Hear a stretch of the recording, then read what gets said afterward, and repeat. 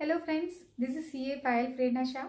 In this video, we are going to discuss two important GST circulars which have come on 20th of September 2021. Circular number 16. The first issue which has been discussed under this circular is delinking of debit notes with the invoices. With effect from 1st January 2021, GST law has been amended so as to delink the debit notes with the invoices. In this circular, it is clarified that the relevant financial year for availment of ITC would be taken from the date of debit note and not from the date of original invoice. Two illustrations are given in this circular. Let us look at the second illustration. The date of invoice, if it is 15th of July 2019 and if the date of debit note is 10th of November 2020, then it is clarified that the relevant financial year for availment of ITC would be as per the date of debit note, that is financial year 2020-21, and therefore the last date for availment of ITC of such debit note would be either the due date of filing of your next financial year September month's return, that is 20 October 2021 in this case, or the actual date of filing of annual return, whichever is earlier. The next issue which is addressed under this circular is with respect to carrying the physical copy of invoice during the movement of goods.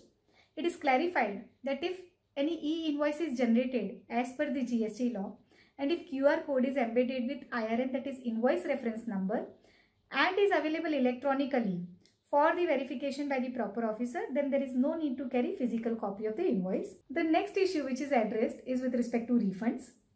In case of export of goods, the refund of unutilized ITC is available provided the goods are not subjected to the export duty. It is clarified in this circular that if the goods are not subjected to export duty, and if the goods are either nil rated or exempted fully from the export duty, and all other conditions relating to the export of goods under GST law are fulfilled, then the refund thereof will be available. The next circular to be discussed is circular number 161. In this circular, the important concept of export of services vis-a-vis the establishments of distinct persons is discussed in great detail. It has been stated that in case there is any branch or agency or representational office supplying services to its own foreign entity incorporated outside India, then such supply will not be treated as export of services under GST law. At the same time, in case there is any Indian entity incorporated as per laws in India, supplying services to its own branch, representational office or agency outside India, then the same will not qualify to be export of services. At the same time, it is clarified that if there is any subsidiary or sister concern or group concern supplying services to its foreign entity incorporated outside India, then in such cases it will be a case of export of services.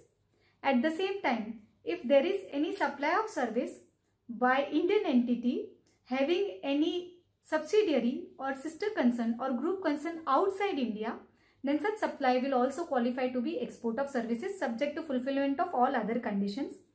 It is important to note that these circulars are meant and binding on department and are not binding on assessees. Thank you very much.